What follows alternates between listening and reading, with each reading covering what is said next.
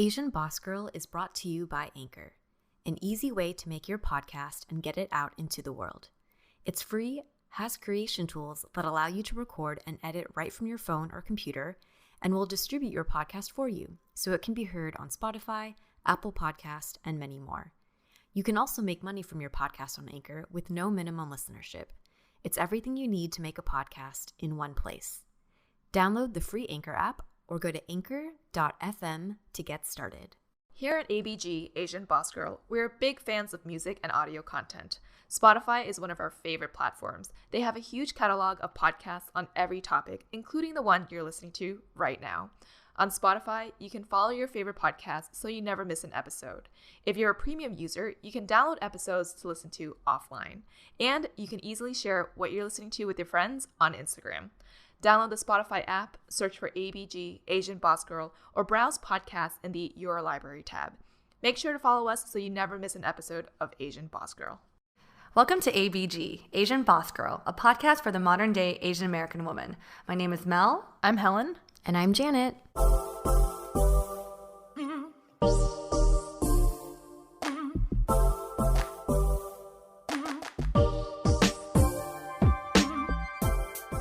Happy 2020, everyone, and welcome back to another episode. We hope you all had a relaxing holiday week filled with good food, loved ones, and we hope you allowed yourself to melt into and be one with your couch.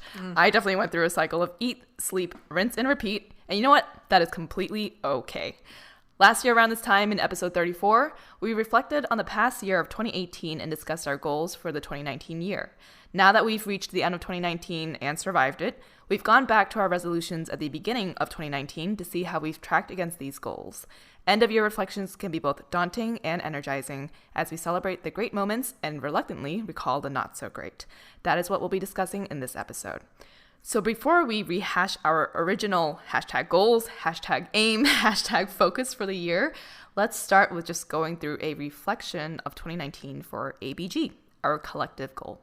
I know it's crazy. So earlier today, before we met up, we're like talking on Facebook Messenger and we're listing out all the things that we did in 2019. And Janet goes, wow, we actually did 70% of our growth for ABG in 2019. Yeah. I feel like we've been around for about 2 years. And if we looked at our list and we also re-listened to our past episode that was reflecting on 2018.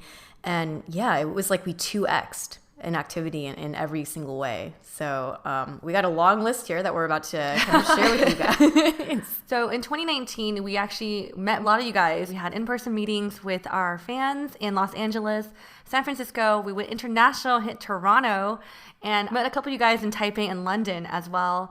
And 2019 also was the first step into us speaking at college events. And so we were at Purdue University, Indiana. We spoke at Helen's alma mater in Boston College. Yeah. And we were able to speak at really great companies such as Facebook, Verizon Media. We also were invited to host a workshop for the LA Women's Conference that we totally were sweating through, but we made it through.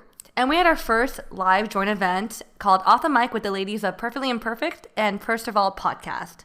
We also had a number of episodes and guests. We hit 50 plus episodes and published seasons 4 and 5 and had guests like Nadia Okamoto from the period movement to speak to us about the importance of youth empowerment, Kathy Nguyen to share her experience of giving birth and being a new mama, and Simu Liu to talk about starting his career as an accountant before moving into entertainment.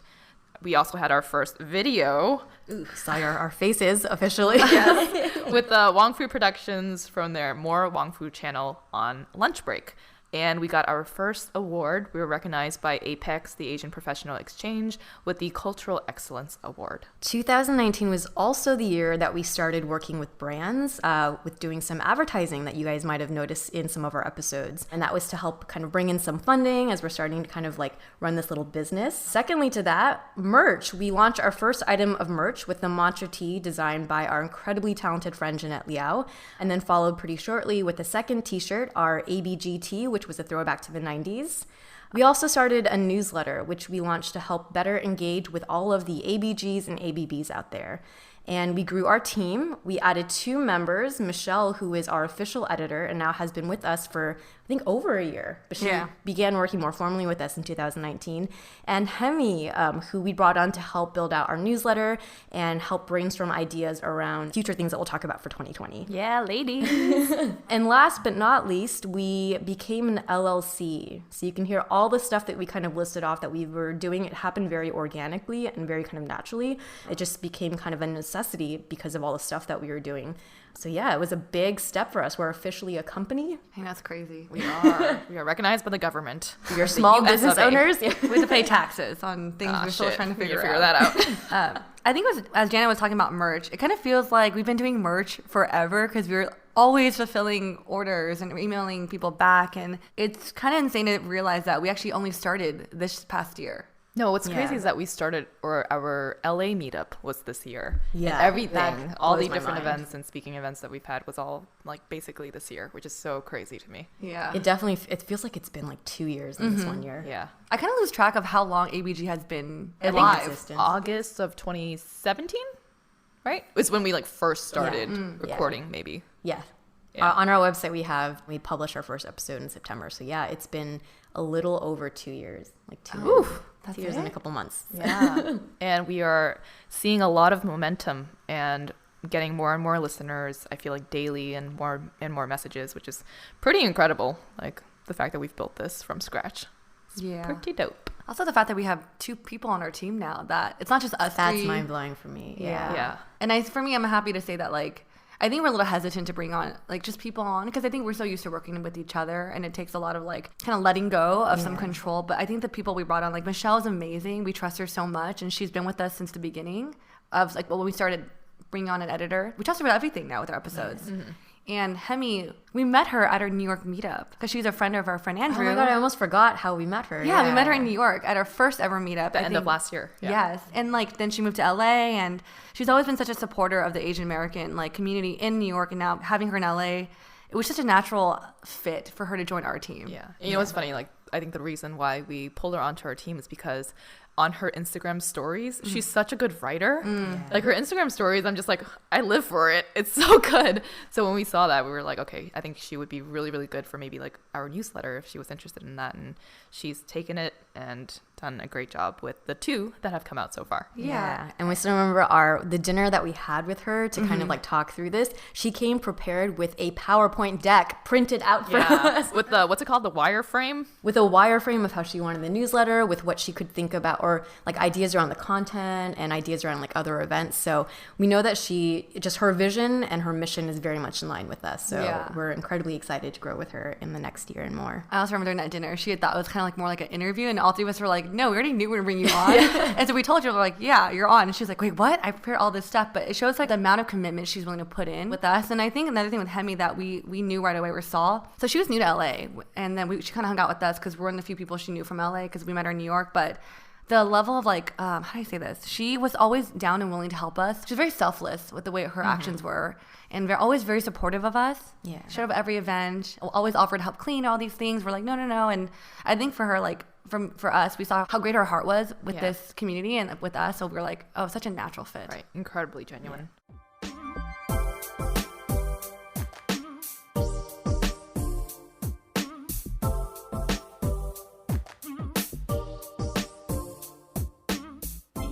Hey guys, now that we have an LLC, we've been trying to figure out how to organize everything, from invoices to meeting notes, e-signing documents to manage your expenses.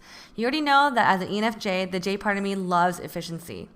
One of our 2020 goals for ABG is to own the entrepreneur role and scale our business. HoneyBook makes it easy for us to tackle the tedious admin work and direct our focus on the part of the business we love. HoneyBook is an online business management tool that organizes your client communications, bookings, contracts, and invoices all in one place, consolidating services like QuickBooks, Google Suite, Excel, and MailChimp. Simplify your to-do list and stay in control with HoneyBook. And right now, HoneyBook is offering our listeners 50% off when you visit tryhoneybook.com/ABG. Payment is flexible, and this promotion applies whether you pay monthly or annually. Go to tryhoneybook.com/ABG for 50% off your first year. That's tryhoneybook.com/ABG.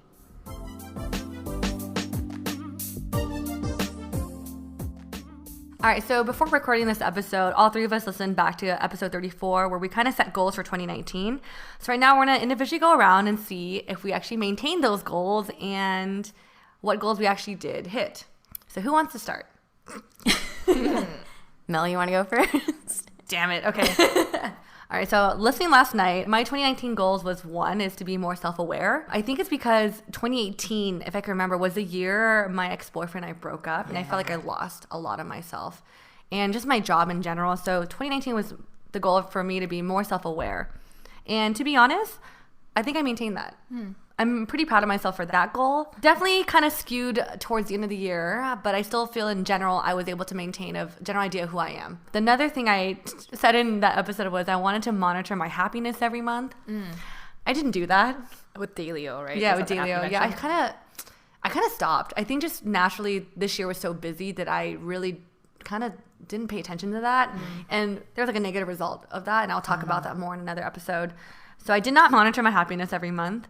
I also said that I wanted Well, how do you feel right now with your happiness? I'm really happy right now because I feel like we haven't hung out in like a week. And I just a week. I know, I sound so Oh attached. my God, it actually has only been, it did feel like it was like 2 or 3 I know. weeks. Yeah. I think people who don't know us probably think that we're so attached to each other, but we kind of low-key are.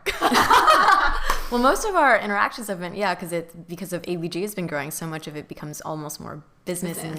And recording. So yeah, it's nice when we get downtime to catch up, which we haven't in a while. Yeah. So I think right now I'm happy because I feel like this episode forced me to reflect on the year and like already write goals for 2020. Yeah. So I feel like I kind of have a focus now. I don't feel as lost, which I did feel towards the end of the year. But yep, didn't monitor my happiness. And I also mentioned that I want to be open-minded to love because, I wanted to like wanted to date again. And I didn't know how it's like to feel the butterflies. I didn't feel that for a while. I want to say I was open to experiences this year instead. I don't have any regrets with what I did this year. I think I mentioned in the sex episode that I did kind of try out like a friends with benefits thing. And that's something that in college I was starting to try and I realized it wasn't for me. What happened this year was that it was kind of organic in how it happened. I'm like, you know what? Like I'm in a place now where why not see where this goes? Because I was pretty clear with my intention. I knew what was going on in my mind every step of the way. But obviously things didn't work out. And I realized through that experience is that I for sure want a serious partner. So I know for now, like the friends and benefits kind of thing just doesn't work for me. The casual thing, just not for me. So at least I have that like realization, that firm affirmation too. And the second thing is that I think Janet always tells me that she's like, well, at least you could feel those feelings again for someone. And for me, it's like, that is a nice reminder. Yeah. That's hard, especially after your like pretty serious relationship in 2018, right? I think it always takes a lot of time to heal. But then when you have that next person that you actually feel something for, it's like, oh, thank God I still have a heart. Which No, exactly. Because I always say like the butterfly feelings from high school, it feels the same even like now in your adulthood. And I want to feel that again. That's why it's so hard for me to like date casually because I'm just like, but I don't feel it. Yeah. Because I'm a feeler. It happens so much less, I think, as we get older because it's harder to meet people, right? So sometimes it gets like, if a year passes and you don't feel it, you're like, am I dead inside? Exactly. So I think even though that situation didn't work out, I'm happy to have 2 like core like takeaways from it. The last thing I kind of said was I wanted to decorate my living room. Oh, yeah. I know. And I was listening back. I was like, oh, I said that. I think it's because I've been in LA almost 5 years now, heading in 2020. And I've always been like kind of treated my home living space as somewhere that I just like be temporary. But I've finally been in my apartment for almost hitting 3 years now. And I'm in a financial place where I could, let me invest a little bit into my home and make it an actual home. And finally this year, my roommate and I finished decorating our living room. Wow. Yeah, your Nice. pictures look like it's from like a West Elm catalog. Yeah. But it's from IKEA Mel has, and TJ Maxx. Mel has good taste. She also does all of our like styling when we do photo shoots. So I mean, I try. you have a good eye for that. I have no formal training, but I It's like just natural talent. Hire her. It's fun. So I'll definitely like post a photo. I share it with you guys. But finishing touches on the living room. Happy about that because for me, it sounds a little superficial, but I think your space that you live at is very important because this is a home you come home to and the place where you gain energy. So happy about that. As for my highlights of 2019, I feel like a lot of great things happened to me and my friends. In 2019, looking back, I wrote this down. I was looking at my Instagram stories. We story everything. I'm like, what are my monthly highlights? And so That's a good way to do it, yeah. Yeah, it's a good thing to look back on. I put that I started a new job in that's 2019. huge. Yeah. Right? I was like, shoot, I have a new job and like I finally feel like I'm at a company where I really care for. So that's a big highlight. What's interesting is that wasn't even part of your goals. It wasn't. For just happened. 2019. Yeah. Oh, that's true, huh? That's crazy. But yeah, I have a new job. My little brother graduated from his dream college at UCLA. That's a huge thing for my family because I think being a part of every step of him at like applying, and my little brother means so much to me. To see him like walk those steps is just like really like a huge moment for our family. And I mean, Helen got engaged. Just like for me, it's a highlight because that's a highlight for me because I think it's a very rare thing that two of your close friends get engaged. Like you might be like, oh, one of your friends get engaged, like, oh yay, happy. But like with you guys, it's like, I feel like I got engaged. You're like our child. Mel lives vicariously. Yeah, actually, that's a good. Well, maybe I should save my portion, but I also had my two really good friends get engaged this year. Oh so yeah. that was 2 years. The Dreshti and Helen. Yeah, so It's like a huge. It's like because I feel like it's it's a big love year. I know I was like driving. I'm like I didn't realize how much just my friends getting engaged will hit me. But I think the fact that like especially with Helen, we see you almost like every week. All like we're attached. So just And we know you, Phil too, so Yeah. it's like a double. Yeah, it's like a celebration. You know, it's like a. She's like smiling so big. just like damn, you took the thing on my list. But for you, obviously, it definitely is a highlight. No, that makes me really happy. Actually, I don't know if it's my highlight. Sorry, guys. But I think in general, though, looking at my list, a lot of my highlights are from ABG. Yeah. I feel like we hit a lot of like milestones for us, and we don't really realize it. Even like this episode, like we don't realize all the things that we've done, and also it's because we don't want to like. How do you say this? You don't want to feel like you're bragging about these things, so you feel guilty of feeling like, oh, I accomplished all these things. I don't think we should feel that way. I Really? think we Yeah. need to be our own Celebrate. best advocate. Yeah. But I can see where that thinking comes from. I think a lot of that is like a bit cultural, right? That Oh, we're for taught sure. to kind of Yeah. have a lot of humility and be humble. Be humble. And that's something I think the three of us, we kind of, especially with the ABG stuff too, we try to balance with like being really appreciative and having a lot of gratitude, but also knowing that when you're trying to push a business and push a brand, like there is a lot of confidence that we have to have with that, right? And own a lot of our accomplishments. So. That's true. But I think we're also very transparent when we're not. Yeah, which we're very. kind of balances all of the accomplishments that we do have, and it's important to talk about the struggles that we face too. Very That's true. true. Yeah, we show exposure to both. So Yeah. celebrate and then also call out your own failures. That's true. I think one thing I want to add is that I feel like we mentioned in our recap, but like I think speaking at the women's conference is like a huge deal for me and for us because I feel really proud to represent the Asian American woman, but I think this is like we were being recognized as just women who are empowered and speaking towards our culture and identity to other people who aren't necessarily Asian. There or were a Asian lot of American. people there that were not Asian, and they like came up to us afterwards. They're like, "We love what you're doing." Like, Like, you can relate. yeah, you the know? messaging is really universal sometimes. universal. Yeah, because we talked a lot about imposter syndrome and just mental health, and a lot of people can really relate to that, regardless if you're Asian or not. Yeah, and I remember moments leading up to it, like you have no idea how like petrified we were because we've mentioned before, like public speaking is just not our forte, and literally the night before we had like so many like index cards. And Oh, it was speaking notes. bad. I think You know? at 10 p.m. we had printed out note cards of what we thought we wanted to say, and then we just like revamped the whole thing. We were like pretty frantic, and Yeah. then we reprinted the note cards, and it turned out really, really well. Yeah, I think it's that because the event came after your engagement, right? No, Yeah. before. No, you had your ring. You said fiance. Oh, that's right. Yeah, it was. and at the conference. Oh, it was But after. why it was kind of a bit of a rush is because we were back to back for almost a month leading up to this event with other speaking events and other things that we're planning. Because Right? off So the we most just- off the mic right before. It was in October. October. All right, my timing's all off. But that's just how that's the reflection of like how crazy the end of the year was for us. Yeah. I do Yeah. think starting from like September, Yes. October time, all the way through to December, we had so many back to back things that were happening. And then that was also when merch was picking up and we were trying to we had a lot of like weekly things to do, but then also like speaking events that were happening. So Yeah. they're a little crazy. Oh, BC was the week right before. Yeah. That's So why. it's so Yeah, much. So we were So we were traveling. across the country. But I think for me, it's a huge accomplishment, just us collectively. Because I remember walking away, like I was like a huge sigh of relief that we did it. It may not have been the best, but I think it was solid, and knowing the fact that there's so many things we could work on to make it better. Because I remember holding the mic and I was shaking. Like I don't think I was that nervous before for any other event. So I think walking away, I'm like, you know what? I'm proud of us for getting here. That's like a highlight.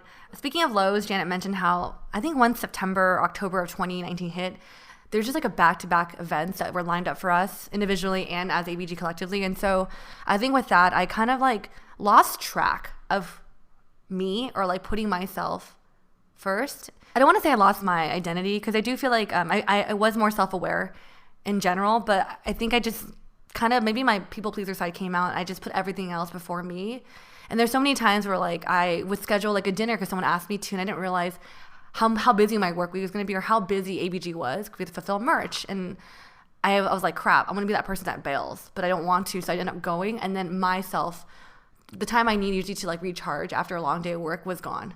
And I think a bunch of those type of moments accumulated through the end of the year just left me feeling like I am so burnt out.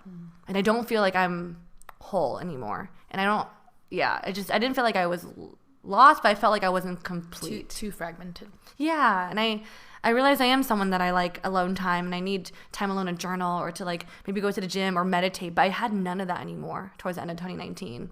I also felt like a lot of guilt because I felt a lot of obligations to people. And it's just like, man, like I couldn't say no. So I feel like my low in general was just like accumulation of just of saying yes to the wrong things for myself. The good thing is for 2019, making it more positive, is that I started going to therapy again, which I think is going to help me be in a better place in my mind and my body for 2020. So I'm happy about that. But I feel like I kind of had to hit a place where I was like really low to realize I got to go back to therapy. Yeah. And the reason why I actually wasn't going to therapy is because my new job didn't have health insurance for a while. So I was kind of like looking for other alternatives, but nothing was working. So now that I have health insurance again, it feels great to be like, all right, let's go back. Yeah. And Mel, you're not alone in feeling kind of like that struggle between being able to like meet other people's demands or needs and then being reflective of your own. Because I definitely was like that, I think a lot more in my late 20s too. I lived in like San Francisco. I remember I had friends that would be like, oh yeah, I'm coming to town. And just my automatic response when people ask me to do anything is I would look at my calendar to see if I'm available versus thinking, is this something I actually want? Yeah. And especially over the holidays, that influxes a lot. And so you get to a place where you're like doing a lot of stuff that you're not a fan of. And that gets better as you get older because you'll learn to say no and you don't.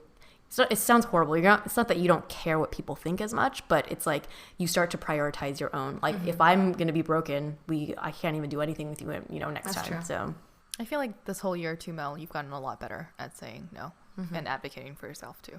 Yeah. We're very proud of you for that. I'm going to continue encouraging that because Thank you. I know. I was the first to call you guys. I remember one time because all three of us had a dinner schedule with like another group of friends and we scheduled like a month in advance, and when that time came, all three of us were like burnt out and from work. Yeah. And I looked at I think I called Janet or Helen. I was about to cry because I was like running errands. I'm like, I can't go to this dinner because I'm so behind on my personal life. Like I have nothing in my fridge, all these things. And when you guys were like, it's okay, no, you don't have to go. You don't feel there's no pressure for you to go. But part of me is like, but I'm that person that's like literally like I'm not a flaker.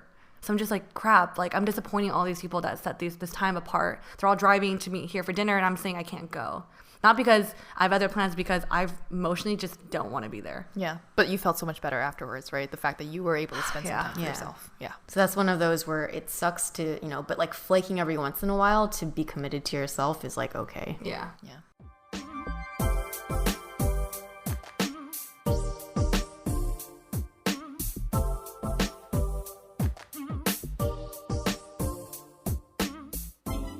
Asian Boss Girl is brought to you by Skillshare. Skillshare is an online learning community with thousands of classes for creators, entrepreneurs, and curious people everywhere.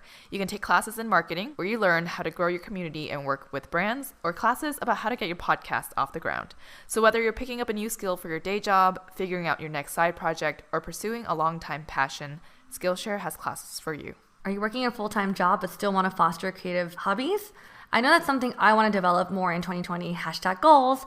Skillshare offers courses and activities like creative writing, photo editing, and illustrations for those evenings after work and weekends when you want to spend time on flexing your creative muscles. Join the millions of students already learning on Skillshare today with a special offer just for our listeners. Get 2 free months. That's right, Skillshare is offering Asian Boss Girl listeners 2 free months of unlimited access to thousands of classes.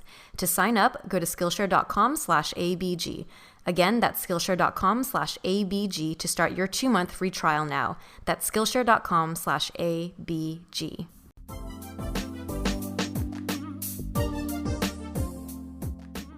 How about you, Janet? What were your reflections? Oh, these long monologues that we have where Let me think back. 2019. I mean, it was a crazy year for ABG, I think, as we kind of all went through, like we 2X'd in activity from 2018 to 2019.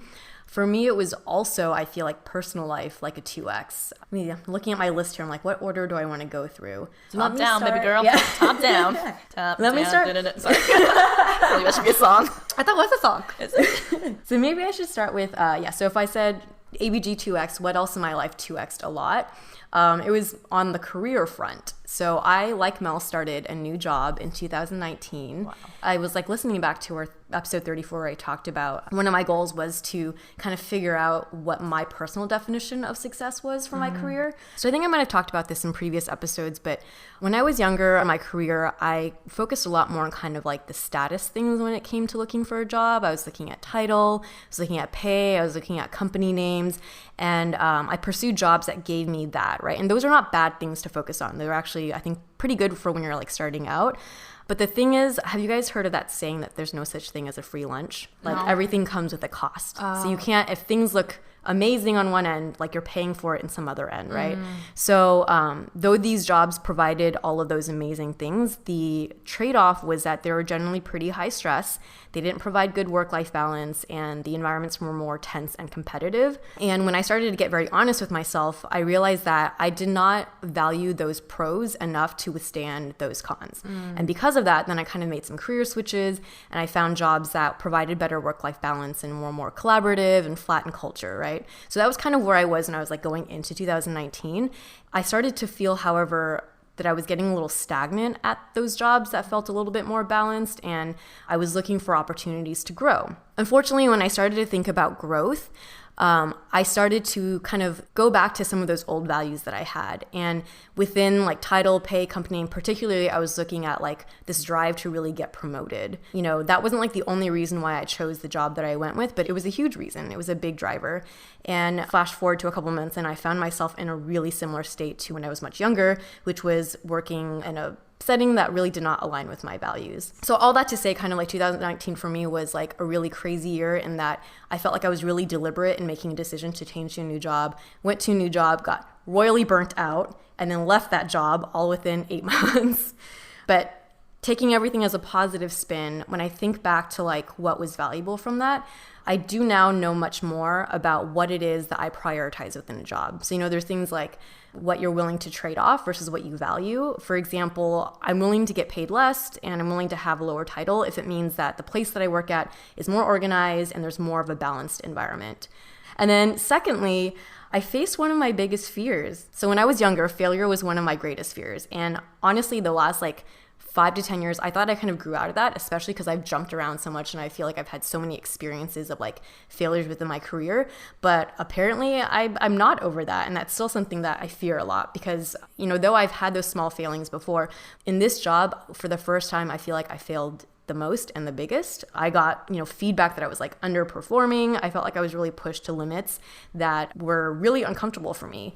But the nice thing about meeting a big fear is that when you survive it, it starts to have less power over you, right? So now I feel like, but you guys saw me a couple months ago, I was like rock bottom, burnt out, I'm not good at anything. You know, you get kind of like really in your head. But then when you have some distance from a large fear or a large failure, you start to be like, okay, things are okay, and you build a little bit of resiliency. So that was, I think, probably one of the bigger sectors of like external things that was happening for me in 2019. But a huge thing that I also focused on was self-work. And I talked about kind of starting going to therapy, and I was like journaling. And in reflection, so I did about 6 months of therapy in 2019.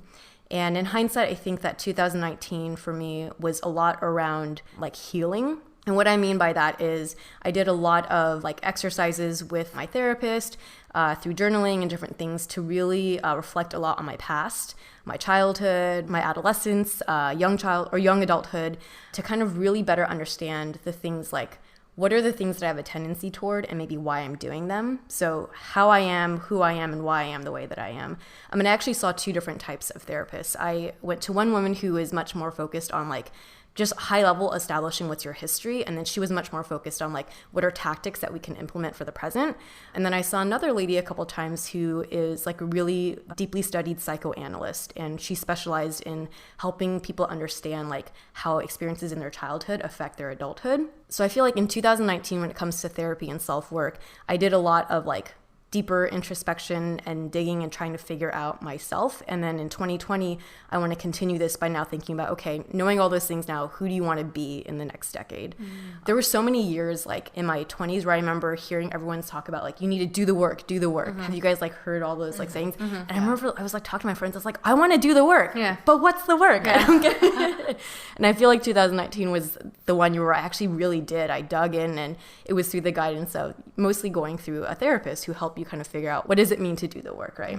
And then secondly, I think it was kind of related with self-work, but yoga, I wanted to get into yoga. So for 2019, I think I had a pretty good run. I practiced fairly regularly, and I had some months where I went a lot because they had like 30-day challenges or whatever, and then, you know, some weeks where I would go like 1 or 3 times. I logged like 100 to 130 classes. Can you do a but headstand? then I could 4 months ago, and then now I can't. So this is where I get into like, I feel like I kind of ramped up, but then I hit a plateau. Can you balance on your ear? I thought that would be quite a challenge. Like, oh! Should that be my 2020 goal? Balance on your earlobe. I thought you said, can you balance on your fear? I'm like, dang, that's like some deep shit. No, I said ear. I'll try to balance on both my ear and my fear. Yeah. in 2020. But yeah, so I feel like I did that, but then I also kind of hit a plateau, and I really, the last 3 or 4 months have not been going. And I kind of think like that's okay, and I'll talk about that when I go through my 2020 goals. I think it's okay to kind of change up to kind of think about what is the goal of that activity, and you don't have to continue the activity itself. Another pretty big thing was I talked about how I wanted to kind of change my relationship with alcohol. At the end of 2018, I started a period of sobriety, and initially it was only going to be 90 days, and I ended up going for 6 months. And you know what? It was amazing. Like, I felt pretty nervous about it going in, to be honest. Like, it was nice, and I was a bit relieved that I could go for that long without having a drink. And for me, it's more like I'm more in the habit of like drinking a lot of wine by myself, right? So I thought that would be the hardest part to stop. But actually, the harder thing was kind of the social aspect. And so it was being able to kind of explain to people why you weren't drinking. Oftentimes, because people, it's like they might feel bad that you're not, and you're like, no, don't worry, like everything's fine. But what I found was it was really hard initially. Like, I went dry before we had holiday parties in 2018. But I think that the hardest part is in the beginning. And once you have those conversations with people, then it becomes really easy. I remember we were talking about this. Is you talk to your therapist, you're not considered an alcoholic, but it's more like you personally don't like your relationship with alcohol. Yes, yeah. And that was something I was going to go into for 2020, but I think it's a good thing maybe we talk about in both a little bit. But so I think when it comes to the definition of quote unquote an alcoholic, right, or alcoholism, like many other things, there's a huge spectrum. So there's very severe alcoholism, which is like maybe you're like very physically addicted and that it interferes with your ability to function on a daily basis. You're not able to keep down a job, all those things, right? And then on the other spectrum, it's like, hey, I drink alcohol and I feel shitty and I don't like it. And everything in between is like, there's such a huge grayscale.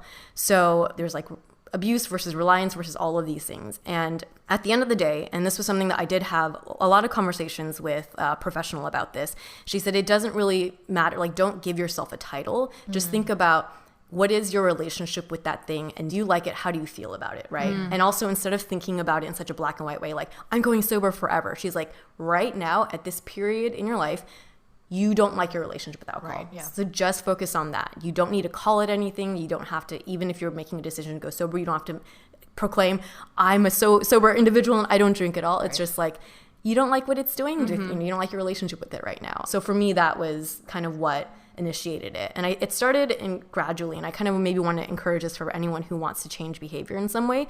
Like, you don't have to do it overnight, right? Like 2018, I did like 30 days of soberness, and then 2019, I did 6 months. We'll talk about what I want to do in 2020 later, but that was something I did in 2019. And because, you know, I did kind of like do a lot of testing, because for 6 months I was sober, and then I started drinking again. And when we talk about how busy the last third of the year got, I really feel like my drinking started to contribute to kind of the cycle of like stress factors in the way that I was managing life that I really did not like. And I shared a lot of sentiments with Mel of feeling incredibly burnt out. But, you know, the holidays kind of passed. I did a lot of sleeping, as Helen said, just be on the couch. I think Be one with the couch. Be one with the couch. Yeah. I like slept, went on a couple runs, ate, met with family, and that was like it. Didn't really do anything else. Sounds great. I mean, how do you feel after the 6 months? So did you feel like it was what you needed and then you were like, okay, I can start incorporating alcohol again into my life? It felt really good on it, but it also wasn't like a cure-all. Right. And I think that's something that was really important. I was like, okay, maybe I'm just feeling hungover a lot. That's why sometimes I feel depressive and I realized like you can't blame the alcohol or being in a hangover for stuff, but you just start like, it helped me kind of separate like emotions are still normal to have. Right. And so I would still kind of go through periods of physically I felt good, but of course if I didn't sleep well one night, it would still be kind of moody and it wasn't because I was drinking or something. But I also felt like I thought that going 6 months sober meant that when I started drinking again, my tolerance would be really low and that it would go over time, that I can incorporate it slowly. And for me, it just was not. It like within a week or two, I felt like I was able to drink just as much. Oh, wow. And then now, if not more. So that was something kind of is prompting me to kind of reevaluate my relationship with it. I think you talked about like your 2020 goals, which we'll talk about in the next episode, but like how you're taking like a 6 months sobriety. I was like, you know, I kind of consider that too, because like looking back at 2019, there's moments where like drinking kind of got out of hand for me, where it's just like things were said on my behalf that I was just so ashamed that I said, because I was like under the influence. But part of me is like, damn, like I don't want to put myself in that place again to say these things. And also like right now I associate alcohol with anxiety, because it's almost like a guarantee the next day I wake up like I can't sleep, because I just have this association, this relation with alcohol. And the next day it's like, yeah, like Sunday scaries. I kind of get that, like my heart races and all this stuff. And just like the thought of drinking like every weekend all the time doesn't sound appealing to me anymore. So I'm just like, hey Janet, maybe I'll join you on this. I've been thinking about it too, y'all. Yeah, maybe we'll do an ABG dry something. Dry day. Just one day. One day. But it just also, like, I was talking to a friend, just talking about ABG and just looking back of the year, and just in general, so many things have changed. Like, even you talking about 2019, but did you guys ever like listen back to like an old episode of ABG? Like, I think I mentioned an episode, I was like, yeah, like a test I would have for a guy that I want to date. It's like, can we go Vegas and drink all this time? I'm just like, wow, I would never do that now as a test for a guy. Wow. Because I feel like our relationship with alcohol is changing as we're Yeah. aging and stuff. But I like your reflection on the year. I think you have one more though, right, Janet? Just one more. Yeah. So I did talk about how one of my focuses for 2019 was going to be on doing more activities that just brought me joy. And for me, one of my interests is art, and I just haven't really made a lot of time for that, or not until 2019. And so I really made an effort to go to a lot more museums and galleries all around California, like Los Angeles and San Francisco. And also during 2019, because I had this goal, I started kind of a list of contemporary art museums that were around the world that I would love to visit someday. And I made a trip out to London to visit the Tate Modern, kind of planned a trip all around that, and then also hit up Berlin, which was close by, because Berlin is a city that is also very creative and known for a lot of their museums and galleries. So that was something I feel very proud of, that I had an interest and I kind of like moved forward with it. But the thing is like similar to yoga, I kind of feel like it was something that I kind of really wanted to do this year. And then after going through and doing a lot of these things, I'm like, maybe I've had my fill for now. And this doesn't have to be something that I do continuously over and over. So it was it was a nice thing to do in 2019. 2020, maybe I'm not going to be so big into art and galleries and stuff. I think it's cool that you actually did it though. Yeah, it was nice. And it was really, I think it's nice to have something that was like outside of work and outside of any so it's like something just for you to kind of do and put your time towards, and you don't have to like have any metric against it or anything. Did you go to Mexico too this year? Was that? I did, yeah. So that was, I guess, things that just bring me joy. I guess I traveled twice by myself this year, and to Puerto Vallarta. I'm probably going to butcher that. How do you, maybe, I feel like Helen can say it better. How do you spell it? Puerto Vallarta. It's funny because I'm reading the notes at PV. I was like, oh, she went to Palos Verdes? I was like, when did she do that? But yeah, it went to Mexico. Mexico, and then also to London and Berlin. So it was nice to do things that were for myself, by myself, I guess. Did you discover anything about yourself on these solo travels? Yeah, there were two really, really different trips. The one to Mexico was right before I started my new job, and it was very low planning, and all I did was like literally sit by the pool for 4 days. And read your Dalai Lama book. And read my Dalai Lama. And get sunburned. No, yeah. And I got severely sunburned because I didn't bring sunblock and I refused to pay like $50 for their resort sunblock or whatever. It was a very chill and self-reflective trip. And then going to London and Berlin, I feel like it was the opposite where I was really burnt out. I'm like, I need to go and just chill out and sit at cafes or whatever. And then when I got there, I realized, no, there's actually all the stuff I want to see and do. And I kind of went overboard on like maybe putting too many things on a to-do and exhausting myself. But then I think there was also something really restorative about exhausting yourself on a trip, if that makes sense. Right, like you have a night's sleep and you feel like yeah. Like coming home after a long day of walking around and seeing new things, you can actually get really good rest. So that was another way to also do it. You feel like you took advantage of the day. You know what I mean? Yeah. That you were productive, yeah.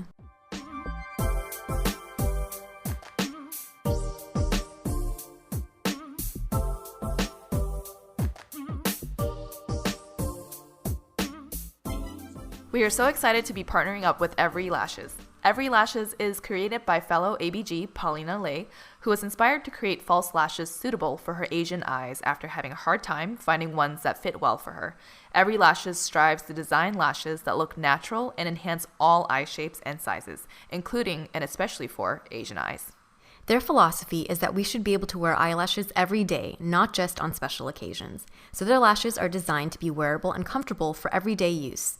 I usually prefer a very minimal makeup look and don't typically wear false lashes, but I tried out the Sunday brunch lashes and they were light, subtle, and perfect for a daytime or nighttime look. Personally, as a huge fan of falsies, Every Lashes 9 to 5 3D lashes have been my go-to pair. The 9 to 5 3D lashes look dramatic but look so natural on and fall under the 3D faux mink line. Their lashes are the added oomph I need to leave the house feeling so hot and go so well with my daytime and nighttime makeup. To get your pair today, go to everylashes.com. That's EVRY lashes.com and use our code ABG for 15% off. Again, it's ABG for 15% off.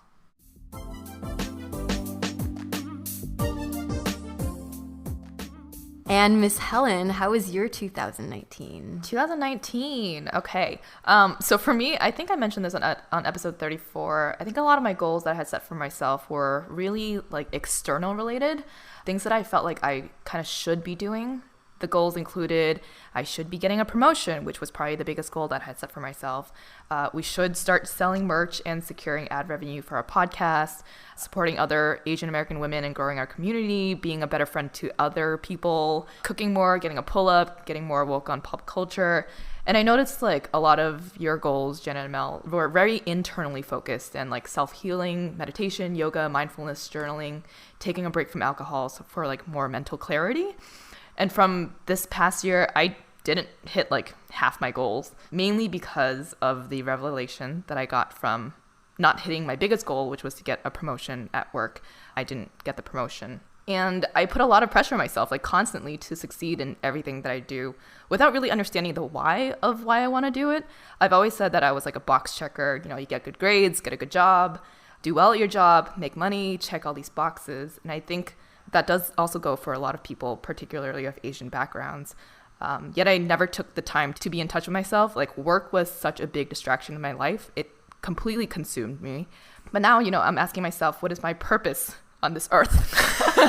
as like woo-woo as that sounds, that's my last name. For now. And, you know, this year I feel like I'm really starting that journey towards more mental clarity. And it's because, you know, I didn't get the promotion. And yes, I felt like it was such a big failure momentarily, but I think it was really good that I didn't get that promotion because now I'm finally starting to do more of that like internal work. And then other goals that I had set for myself in episode 34, ABG, merch and securing ad revenue. I think that's a part of our business that I like genuinely love doing. And I like watching our business grow. And I feel like we definitely accomplished that this year. Good job. Supporting other Asian American women, that was another goal of mine. This past year, I've had a lot of one-on-ones with Asian American women who contacted me, mostly for career advice. And I love that aspect of what we do, having sort of like consistent mentees and having deeper conversations with people who look up to you or who are looking for help on the next stages of their lives. That's something that I really enjoy doing. And another one was to be a better friend and to excel at my own things separate from my boyfriend, now fiance. I definitely think this past year, the narrative has been very Helen focused, and I think Phil would agree. I do think I've become a better person for myself, which in turn is a better person in our relationship too because of it. Another goals I had was wanting to cook more. Failed at that. I order freshly every week now. That was just, creative problem solving. Wanting to get a pull-up, failed. Did not get a pull-up yet. And then going to therapy. I think in hindsight, this was maybe the goal that should have been the biggest goal of last year rather than aiming for a promotion in my job. But I've been consistently going to therapy, and it's the best thing that I think I should have done like years ago. I think when you can understand the deep-rooted parts of you and address certain like shame that you've turned a blind eye to for years and accept every like thought and feeling that you had or have as valid and worthy and understand how to cope with those things as well, it feels very, very good. I'm really proud of you for that, by the way. Yeah. Thanks, ladies. And I was encouraged by you two to also just start therapy, right? Even looking at your goals from last year and all that you've accomplished, like I was like, ooh, that looks nice. Let me start doing that. But you just feel so much like fuller as a person, and in order to present your best authentic self, you really need to understand who you are and accept your past, your present, and everything about you. So that to me was maybe the biggest win of 2019. And even though I didn't hit half my goals, I don't consider it a failure at all. This was maybe, the biggest year for me to just be in touch with myself again, to accept like every awkward, weird part of me, and to understand that it's just like all part of the human experience too, and to really love every part of it. It's interesting because it's like if you look at it on one hand, if you have your list of say like 10 things and you're like, oh, I missed like 50% of it. But I feel like the two that were really like with the job situation, promotion, and then with therapy, those two are like 90% weight between the two. You could also look at it that way, right? Like those are really heavy hitters. That's true. Yeah. I feel like you had an amazing, I mean, the therapy thing, I was super proud of you when you started telling us about not only that you were going, but then some of the things you were working through with her. I was like, that sounds really productive. Yeah, I definitely recommend it for anyone out there who still sees therapy as there's a stigma around it and it's only for people who have really deep issues. I think everyone can benefit from therapy. And honestly, it's never too late. I think because I remember we talked about this in New York in the apartment, all three of us were having like girl chat. And back in 2017, was it 2018? 2018, you were thinking about wanting to go to therapy. So the fact that you took that first step is amazing. Yeah. And I like the fact that we're so open about this, that we can actually share like, oh, this is what I learned in therapy. Because I know therapy is a private thing, but if you feel comfortable with your girlfriends or your close friends to share, I think it's really encouraging to hear like these are the deep things that they're working through, and like don't feel like you're weird or something strange with you because you have your individual problems. I think therapy sets that like it's just nice to share about these things. And lastly, other significant events from this past year. I got engaged. I guess I have to add that. Side note. Side note. Is your left on the hand top of Mel's list, but right? in the bottom. Hello. I mean, isn't your left hand kind of heavy right now? Or it's a little heavier than my right hand. Yeah, I get some jacked left arm over here. My fiance also opened up a cafe in San Gabriel Valley, Bopamofa Cafe. Go check it out.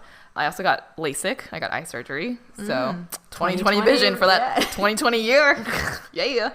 And my sister had a beautiful baby girl, Riley, last year. She is a Valentine's Day baby. she's definitely a sweetheart too. Yeah. I went carless, so did a cost-benefit analysis. Yes, don't have a car anymore. Taking a Lyft everywhere I go. Had a crazy allergic reaction to something in the gym. That made the list. And also traveled to a bunch of different places. But my favorite was like Banff and Jasper in Alberta, Canada. It's the most beautiful nature-y place on earth for anyone who's looking for a place to go. Your photos definitely have helped place Banff on my list of places I would like to visit. Yeah. Surprisingly, me too. Really? Yeah. Hiking? I Hiking Mel in 2020? No, I tried hiking. I don't like it. But I was She just wants to ride in a car and no, see the boat, like the paddling. I think it's really fun. Yeah. You don't have to hike to that, actually. I know. Probably just get in a boat. So I'm cool with that. So would you say like, because you mentioned your high is probably like going to therapy, but would your low be from like the you didn't get the promotion, right? Yeah, I think that put me into a very low place in my life. Like, you question your abilities, you question your self-worth, you question a lot of things. And it's just like, why did that happen, you know? And even though I could justify it with all the different things that happened that I feel was kind of unjust, it still makes you feel like you just didn't do enough at the end of the day, right? And I think that resulted in the high of me looking more internally at myself and focusing on the things that are important and the things that are driving me to be the person that I am, the choices that I'm making.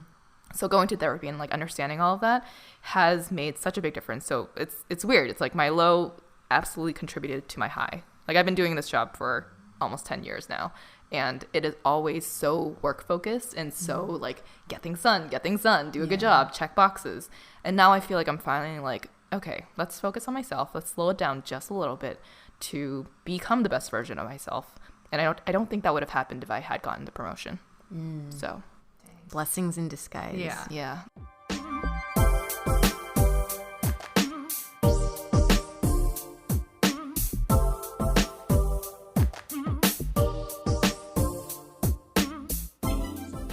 I had this quote I found the other day, but I can't find it. But it's just pretty much saying like, I thank God for the person I'm about to become.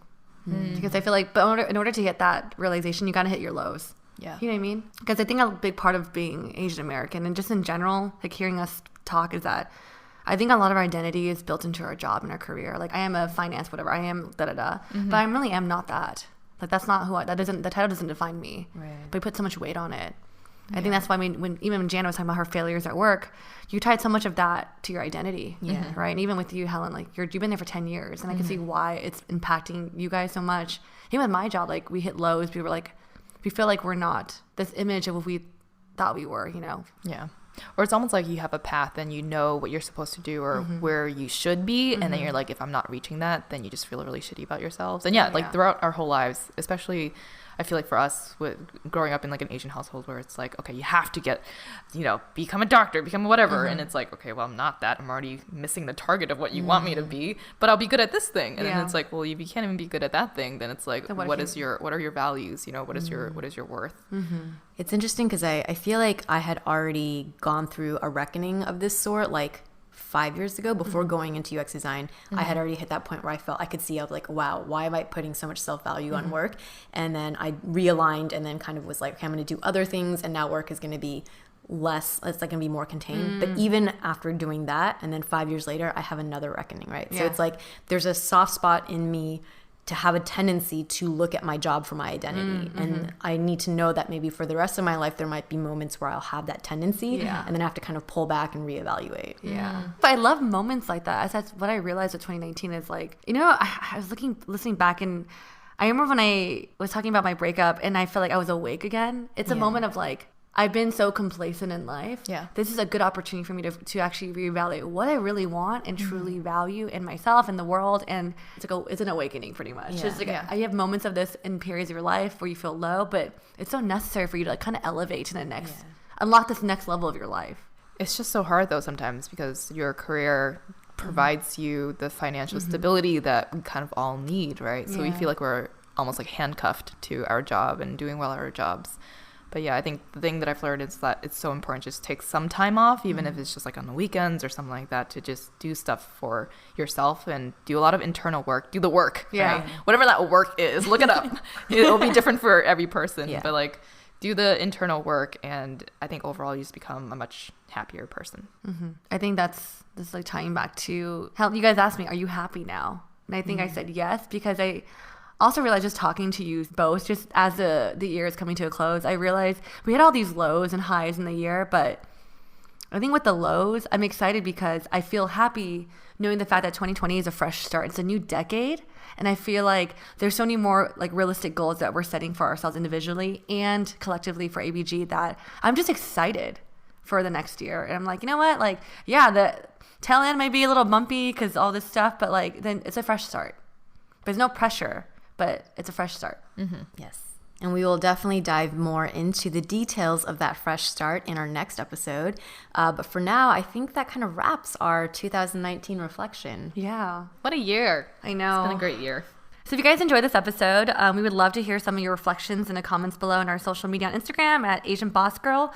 And if you enjoyed this episode, also leave us like a mirror emoji for reflections. Ah, that was clever. Is there a mirror emoji? If there isn't, find the thing that's nearest to a mirror. You can also catch us on Spotify, iTunes, Overcast, and all the other podcasting platforms. Yes, hit that subscribe button and we will just pop up in your feed. We also mentioned that we have a newsletter, so go ahead and sign up at asianbossgirl.com/newsletter. And we also have our merch that's also available on asianbossgirl.com. /shop. Thanks, Janet. So I guess we'll catch you on the next episode. Bye!